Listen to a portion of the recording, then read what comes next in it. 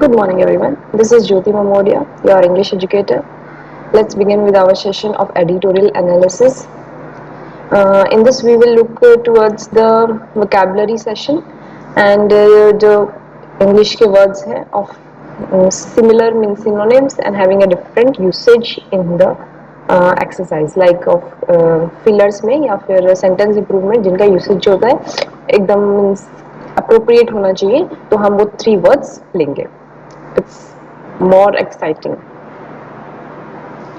For better understanding, you should write all these 3 words in your notebook, vocabulary notebook.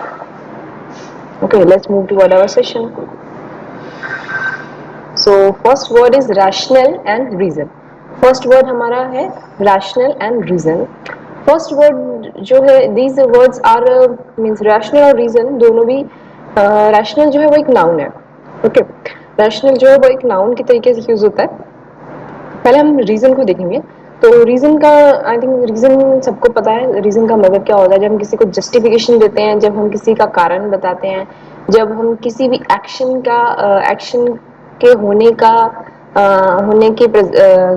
होने के बारे में बताते हैं कि हमने वो कॉज क्यों किया, cause of something of cause on some belief, हमने ऐसा बिलीफ क्यों लिया, हमने ऐसा एक्शन क्यों लिया, हमने ऐसा फैक्ट या इवेंट ऐसा क्यों चूज किया, तो उसको हम रीजन बोलते हैं.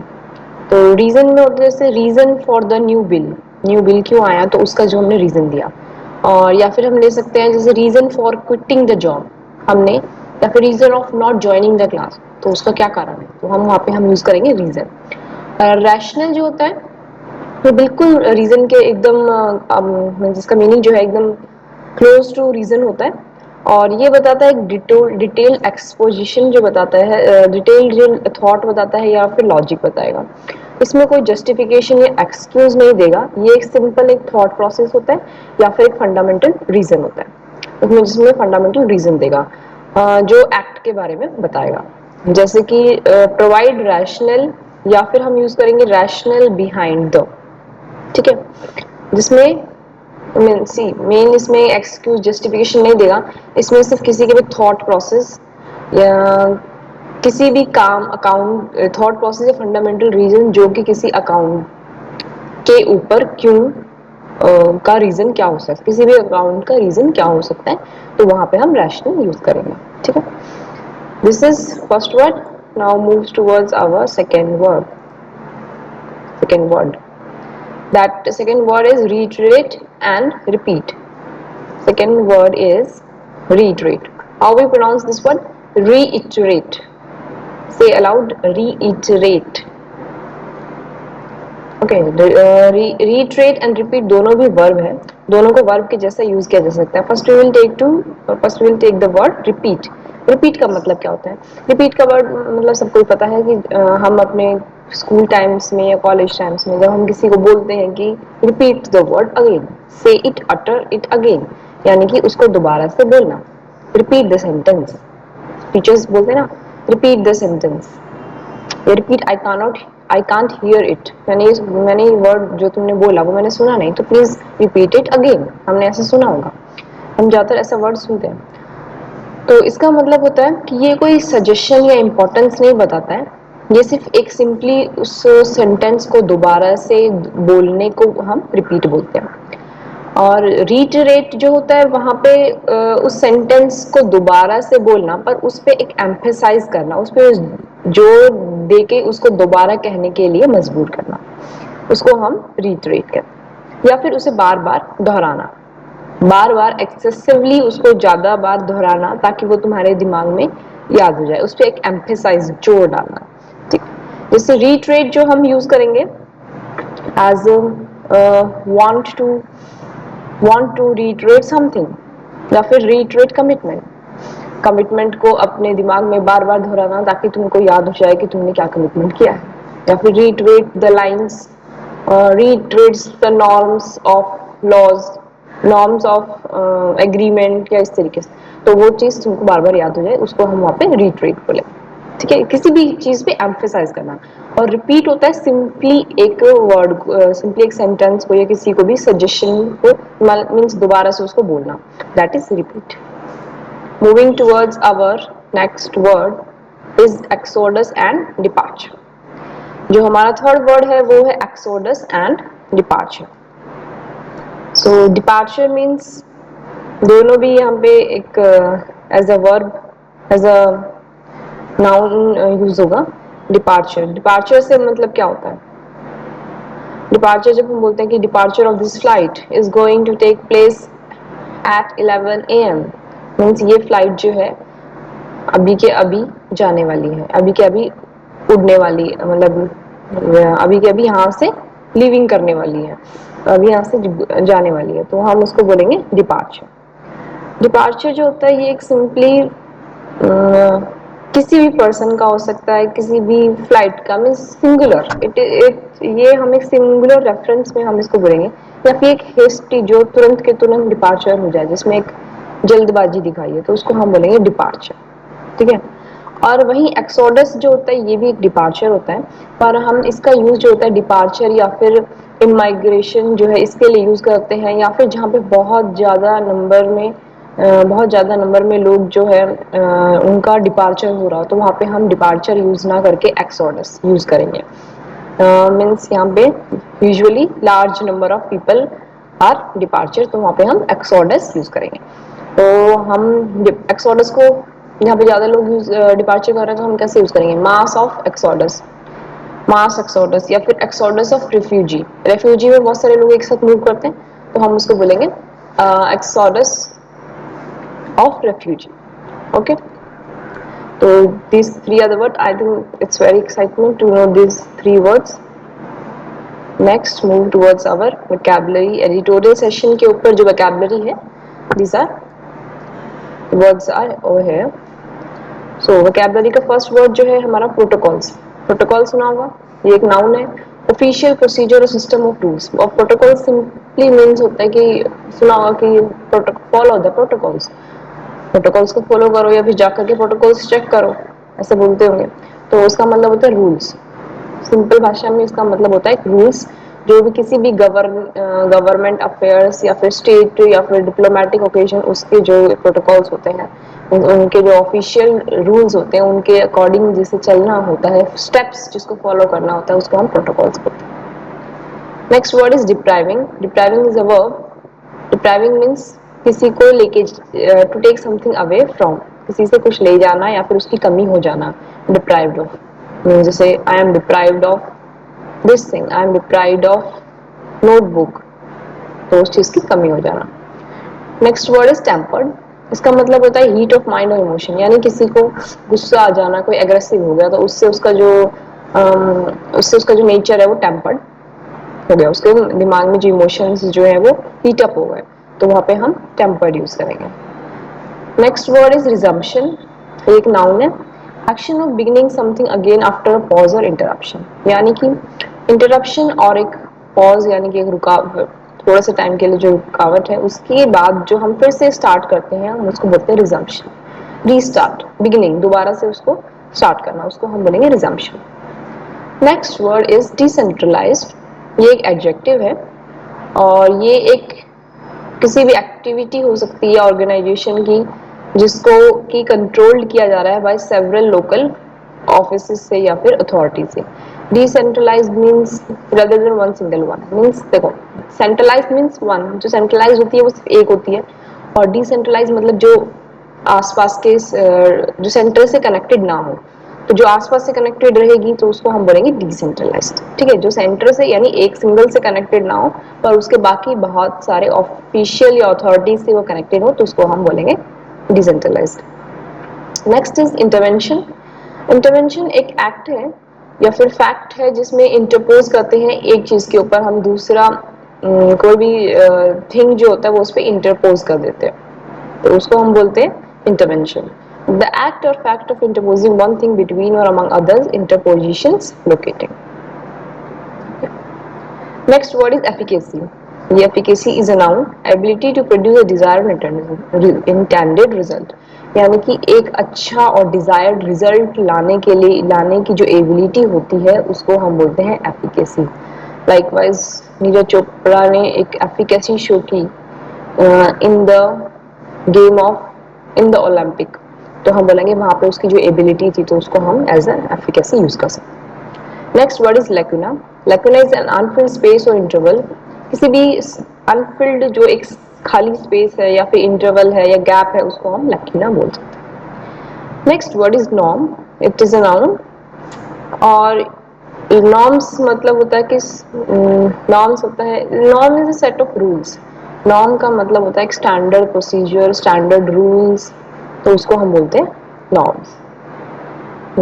नेक्स्ट इज आवर एडिटोरियल के वाइल्ड फायर स्प्रेड, तो here is our editorial and this, और ये जो टॉपिक है ये है about safe at school on getting student back on campus, मतलब क्या सेफ एट स्कूल, स्कूल में सेफ होना, ऑन गेटिंग स्टूडेंट यानी कि स्टूडेंट्स जो हैं दोबारा से स्कूल के जो कैंपस में है वापस आ रहे हैं, तो क्या ये एक सेफ है या नहीं, तो एडिटर जो है उसके बारे में बात कर रहे हैं। Student should be able to return to campus without fear, मतलब इसका मतलब है कि स्टूडेंट जो है वो कैंपस में बिना किसी डर के या प्रोटोकॉल्स के जो है, अगर प्रोटोकॉल स्ट्रिक्ट हैं तो स्टूडेंट को बिना डर के कैंपस में आ जाना चाहिए। Almost every child got left behind for more than a year in India, मतलब कि ऑलमोस्ट एवरी, मतलब ज़्यादातर बच्चे जो हैं वो इस एक साल से जो है कोविड 19 की वजह से जो स्कूल शटर्स थे तो उसमें जो चाइल्ड थे वो घर में ही बंद थे, एंड और उसके वजह से जो स्टूडेंट्स थे उनके बच्चे जो थे, मतलब पेरेंट्स के जो बच्चे हैं वो घर से ही ऑनलाइन जो है स्टडी ले रहे थे। The long period of learning loss is major, और ये जो लॉन्ग पीरियड जो है लर्निंग का ये एक मेजर सेटबैक है, अगर स्कूल नहीं खुलते हैं तो इट अफेक्ट देयर फिजिकल और मेंटल हेल्थ को, एंड वो उसको डिप्राइव्ड कर देते हैं, यानी उस चीज़ से उसको कमी छोड़ देते हैं, किससे, vital skill development. Skill developments में कौन कौन सी एक्टिविटीज़ आएंगी, जो बाकी सारी स्टडीज़ के अलावा जो बाकी सारी करिकुलर एक्टिविटीज़ होती है जिसमें इन्वॉल्वमेंट होता है of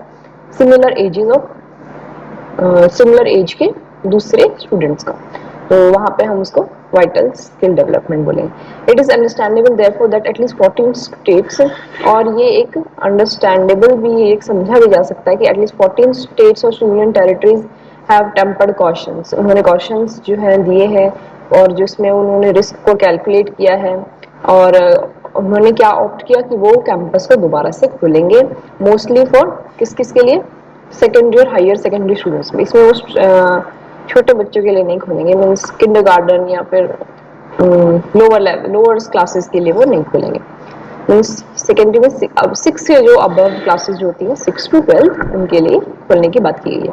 this governments are not alone in looking for them, इसमें गवर्नमेंट अकेली नहीं है कि वो इस गोल्डन मीन की तरफ देखे कि वो पैंडेमिक को मैनेज कर सकती है। इन सेवरल अदर्स, मतलब और भी बहुत सारी कंट्रीज में लीडर्स जो हैं अलग अलग तरीके ढूंढ रहे हैं ताकि वो इस बार कोरोना वायरस के इन्फेक्शन को कम कर सके और स्टूडेंट्स को reduce the risk of corona virus infection among, means corona virus के इन्फेक्शन को पीपल्स के अमंग जो है कम कर सके हु आर नॉट, जिन्हें अभी तक भी इंजेक्शन वैक्सीनेशन जिनके लिए अभी तक डेवलप नहीं हुई है, और ताकि उन्हें वापस कैंपस में लाया जा सके उस टाइम तक, मतलब उनको अभी तक एलिजिबल नहीं हुए हैं वैक्सीन के लिए। At the end of the second wave के एंड में इन जुलाई में हरियाणा और Nagaland went back to in person, जो है ये वाले जो स्टेट्स हैं दिस, ये वापस से चले गए थे टीचिंग पे for higher classes, while Punjab, Uttarakhand, Himachal Pradesh, Puducherry और लक्षद्वीप, और जिन्होंने अभी के अभी स्टार्ट किया। Andhra Pradesh, Karnataka, Tamil Nadu, Uttar Pradesh and Orissa are to follow, और आंध्र प्रदेश, कर्नाटका ये सब जो है अभी उसे फॉलो कर रहे हैं, जिनका अभी स्कूल खुले हुए सिर्फ यही महीना हुआ है। As school reopens there are positive, और जैसे स्कूल वापस से खुले हैं तो इसमें पॉजिटिव इंडिकेटर्स हमें दिखाई दे रहे हैं, और available from countries experimenting with back to school decision, जिसमें स्कूल को वापस खोलने का एक डिसीजन आया है, और red flags in the wake of delta variant wildfire spread, कि अगर रेड फ्लैग्स जो है देयर आर पॉजिटिव मतलब पॉजिटिव इंडिकेटर्स मतलब कोरोना वायरस को लेकर के जो स्कूल्स वापस से खुले हैं उसमें पॉजिटिव इंडिकेटर्स दिखाए शो हुए हैं जो डिफरेंट कंट्री से जिन्होंने स्कूल को वापस खोलने का डिसीजन लिया था, और उनमें रेड फ्लैग्स जो है अभी जो है रेड फ्लैग्स जो है शो कर दिए हैं, क्योंकि उनमें जो डेल्टा वेरिएंट्स उनके स्टूडेंट्स में दिखाई दिए थे। One study of a million student One study of million student staff member returned to school this year in the United States। और यूनाइटेड स्टेट ने बताया कि 1 मिलियन स्टूडेंट्स जो एक स्टडी में बताया गया कि 1 मिलियन स्टूडेंट और स्टाफ मेंबर जो स्कूल में वापस आए थे, जो कि वो चिल्ड्रन मोस्ट भी वो 12 ईयर से 12 साल से बड़े थे और उन्होंने वैक्सीन लगा चुकी थी। showed that in spite of the result exposure to 7,000 covid positive children and adult, जिन्होंने वैक्सीन लगा दी थी पर फिर भी उनका एक्सपोजर जो था 7,000 कोविड-19 पॉजिटिव जो है ये चिल्ड्रन जो है इसमें इतने एक्सपोज हुए 7,000 children and adults. Only 363 other children and adult acquired the infection, और बाकियों को इन्फेक्शन हुआ। This is attributed to universal mask mandate, और इसमें इन सब में जो है यूनिवर्सल मास्क को जो है मैंडेटरी कहा गया है in India with school student population of, और इंडिया में बताया गया कि जिसमें की पॉपुलेशन जो है 250 मिलियन है। रिजम्पशन ऑफ इन मीन्स दोबारा से स्टार्ट करना in person schooling is advocated by some public health professional, और जो इन पर्सन्स जिसमें एडवोकेट किया गया है भाई किसमें, पब्लिक हेल्थ प्रोफेशनल्स ने बताया गया बेस्ड, उन्होंने किस बेस पे बोला गया है कि understanding that younger children are less at risk, कि जो यंगर चिल्ड्रन जो है वो रिस्क पे कम है, as they do not have well developed AC2 receptors in the lungs that are enable the virus to enter, कि उनके पास उन्होंने बताया कि उनके पास AC2 receptors well developed AC2 receptors उनके लंग्स में नहीं है जो वायरस को एंटर करने दे। This must of course be considered along with the impact of, और इस कोर्स को किसके साथ माना कंसिडर किया गया है, डेल्टा वेरिएंट के साथ, on children who do get infected sometimes severely even though their numbers may be small, कि अगर इनका नंबर कम भी हो डेल्टा वेरिएंट चिल्ड्रन का तो भी इन्फेक्शन के चांसेस रहते हैं। In Ludhiana, 20 students in 2 schools tested positive 8 days after reopening on August 2। तो वही जिसका डर था वही चीज़ बता रहे हैं कि अगस्त 2 में लुधियाना जो उनका स्कूल था अगस्त से स्टार्ट हुआ था, तो उसमें भी अभी 20 स्टूडेंट्स जो है टेस्ट पॉजिटिव पाए गए इन 8 दिनों में। Maharashtra underscoring the need for strict protocol, जिसमें बताया गया कि स्ट्रिक्ट प्रोटोकॉल्स जो है वो उनको लाया जाए, टेस्टिंग एंड क्वारंटीन जो है ये सब उसमें प्रोटोकॉल्स में इंक्लूड किया जाए। Maharashtra has followed the textbook in setting committee headed by collectors, और महाराष्ट्र ने एक टेक्स्ट बुक फॉलो की है जो किसने सेट की है, कमिटीज ने, जिसको कि हेड कौन कर रहा है, कलेक्टर्स और civic officials to decide on, जो कि डिसाइड करेंगे reopening of schools and student की ऑप्शनल स्टूडेंट लाइन, जिसको मीन्स कौन कौन से स्टूडेंट आ सकते हैं कौन कौन से नहीं। सच अ डिसेंट्रलाइज्ड एफर्ट इज वेलकम, ये जो स्टेट की तरफ से जो एफर्ट है इसको वेलकम किया गया as it enables enclosure only in areas with high incidence, और ये क्लोजर इस एनेबल एनक्लोजर ये लागू करता है किसमें, जिसमें हाई इंसिडेंस देखे गए हैं जिस एरिया में, तो ये डिसेंट्रलाइज्ड एफर्ट जो है ये वहाँ पे वेलकम किया गया है।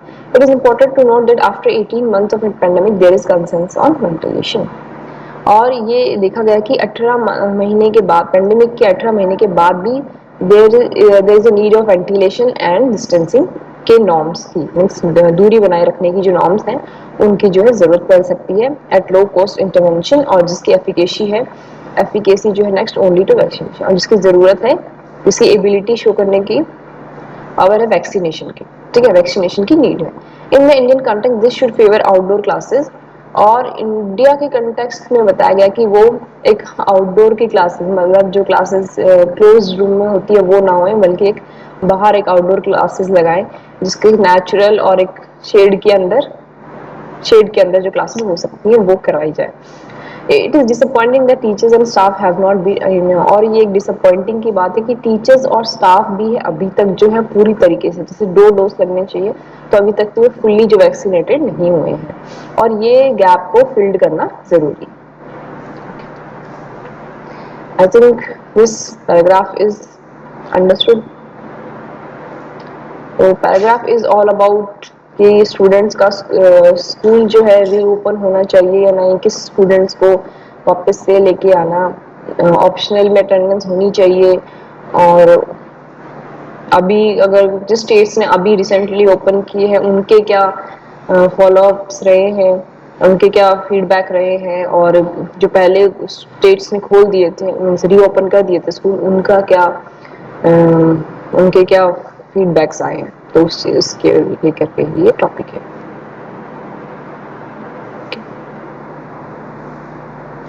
Thank you for the listening.